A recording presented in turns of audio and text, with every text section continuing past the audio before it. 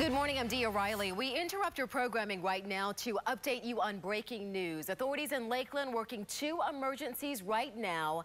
Action Air 1 just getting over the scene where Lakeland fire crews are working to put out a fire at a former plastics factory on Alan K. Breed Highway.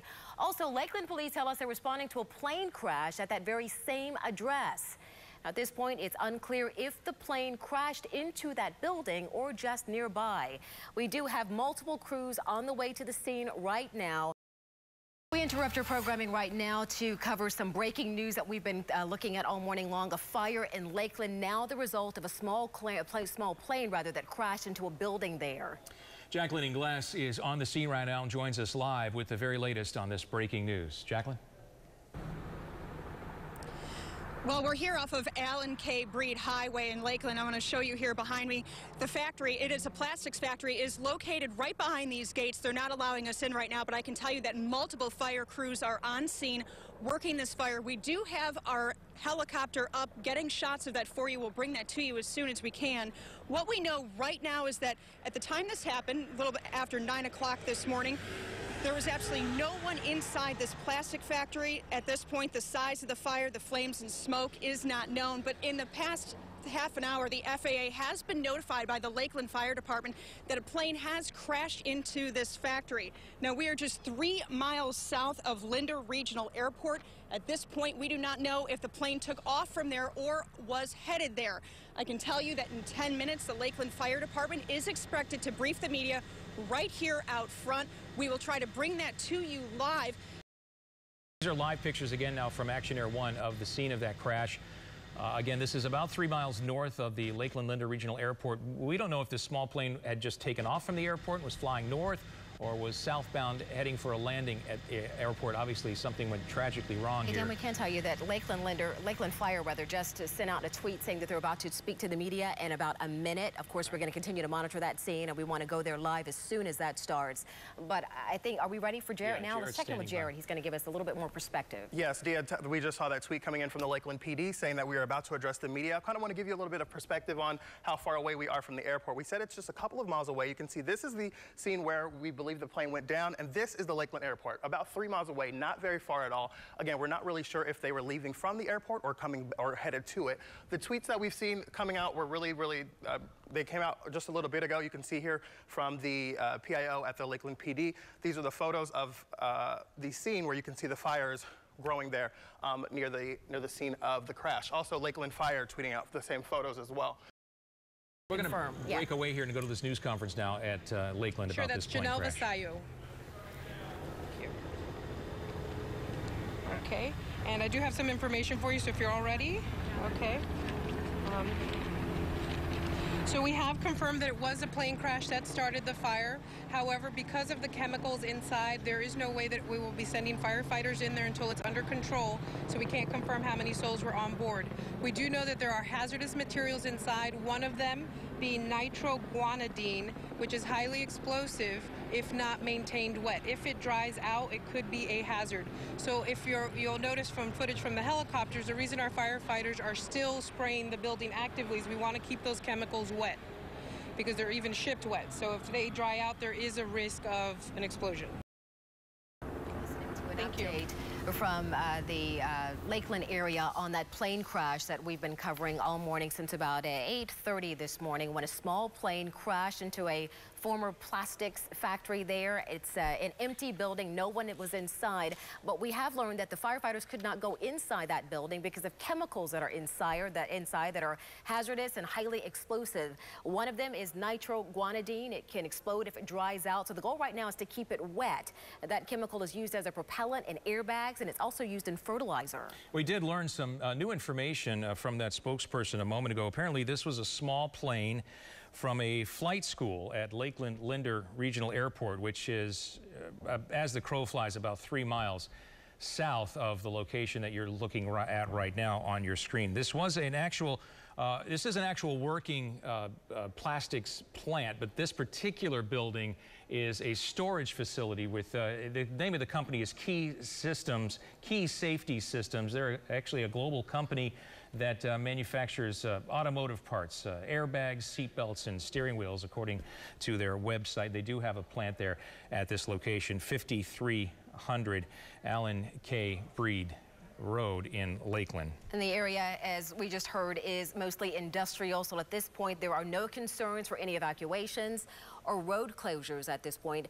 We do have crews on the scene. Are we ready to toss to Jacqueline Ingles has been covering this for us right now. Let's head out to her. Jacqueline, we did hear that there were witnesses that saw this plane in distress. Oh, that's right, Dan. What we're hearing is that there were 2 women who saw this plane flying somewhere in the vicinity, saying that the plane was in distress. What that means at this point, we just don't know. Lakeland Police Department and Lakeland Fire looking into that, trying to speak more with those women right now. Now, I want to show you back behind these gates. We're about 3/4 of a mile from the building that is on fire. We are being kept back because, as you heard, there are volatile chemicals inside this old plastic factory that if they do not stay wet, they will explode. Now, the main concern with these chemicals that are coming out, any smells, is not for people who are far away like I am or other residents in this area. It is for those firefighters who are up close and potentially breathing that in. And as you heard from Janelle with Lakeland Fire, this is something that they're going to be out doing, trying to put out all day. That's how many chemicals are inside of this building. So firefighters still putting out hotspots right now as we speak. They have not even entered into that building, but from what we know, it was empty. No one was inside. But because they can't go in, they cannot even approach that plane at this point to see how many people were on board, if there are, in fact, any survivors. Dan, Dia? Yeah, thank you, Jacqueline. Hazmat teams are on the scene. As Jacqueline said, they'll be out there for most of the day because of the hazardous chemicals that are inside. One of them, nitroguanidine, as Jacqueline said, it can dry out and become explosive. So the goal right now is to keep it wet. Jared Hill is standing by. He's been getting an education on these chemicals here in the last few minutes. What have you found out, Jared? Indeed, just doing a little bit of reading on it. It's definitely known, one of the derivatives that comes from nitroguanidine is used as an insecticide, having a comparable effect to nicotine, apparently. I'm just doing some research online on nitroguanidine. We want to check back in with Jacqueline Ingles. She's on the scene. She was just at a news conference. She's out there with investigators, and we want to check in with her now to see if she's learned some new information. Jacqueline?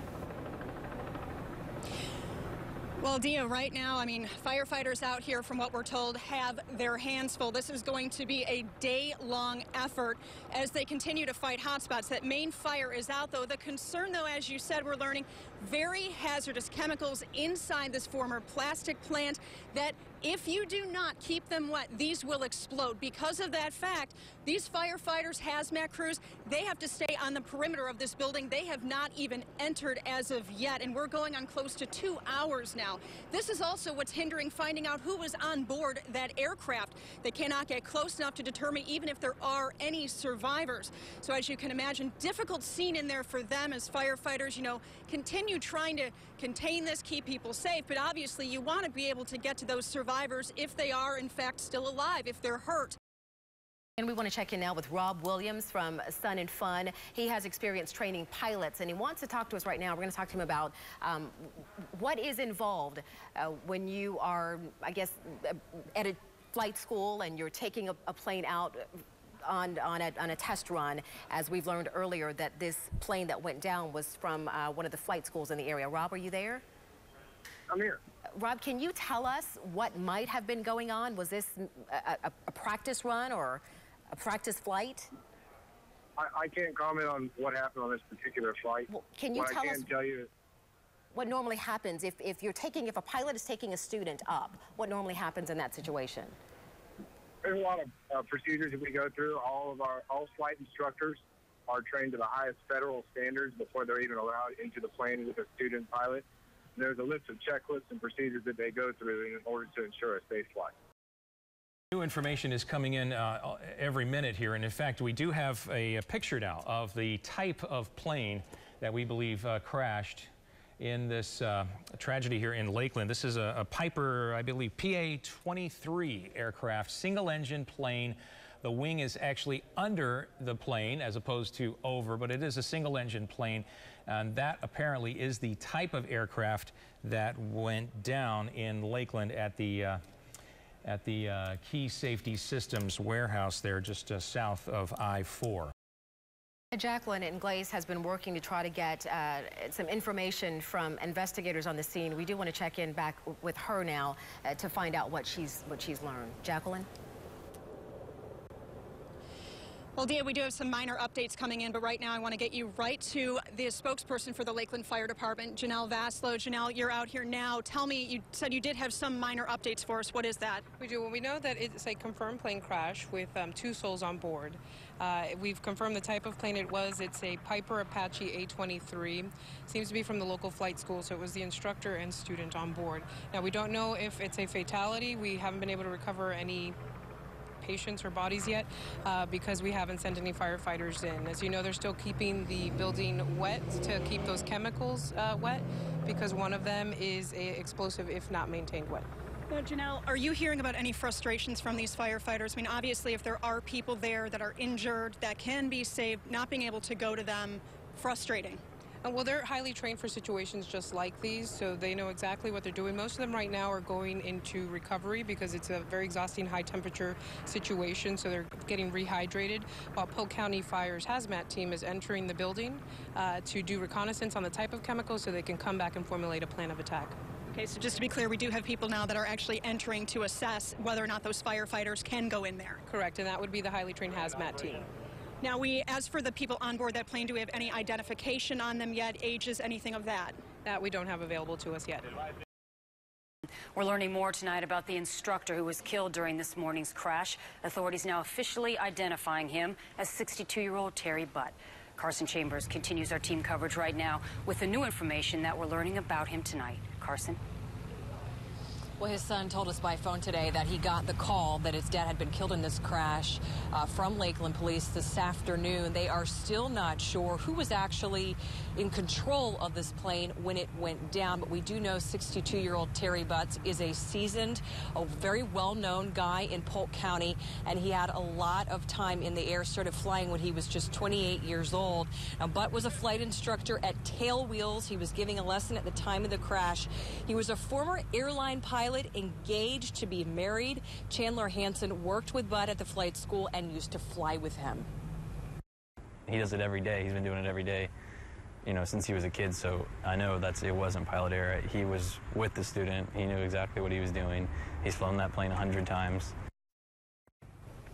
Now, coming up at 6, we're going to talk to more friends who say that Butt would have never made a mistake like this. You'll hear from them in about an hour. We're live in Lakeland. I'm Carson Chambers, ABC Action News.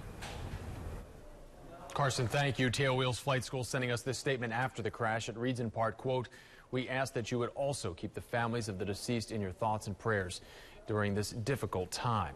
At the same time, a former Tailwheels employee is leveling some serious accusations at the school tonight, claiming shoddy maintenance practices and complaints to the FAA. Our Chris Trankman is digging into those claims tonight and joins us live with the very latest on this. Chris? Well, this is not the first time that a plane owned by the Tailwheels company has crashed. And I talked to 2 former employees, both saying that when they worked here, they had safety concerns, especially about the maintenance on these planes. He was respected by everyone. Everyone liked him. Alex Martinez worked for Tailwheels Etc. Flight School during the summer and fall of last year after seeing how veteran pilot and instructor Terry Butt and his student went down in the deadly crash into a plastics plant shortly after takeoff. It revived safety concerns he's had since he left Tailwheels. The maintenance that they kept on the aircraft is something that should be investigated. An incident involving Tailwheels was investigated by the National Transportation Safety Board in 2010 after a single-engine plane crashed near US 92 in Winter Haven. 2 people were killed. The only survivor was the pilot's dog. The owner of the plane was John Amundsen, who also owns the Tailwheels Flight School. The NTSB found that a mechanic failed to properly fix a fuel valve 6 months before the crash. And in 2009, the FAA issued a warning notice to the Tailwheels School because of a maintenance complaint. Now, we asked Tailwheels if they would answer questions about these crashes and the investigations by federal officials, but they declined to comment.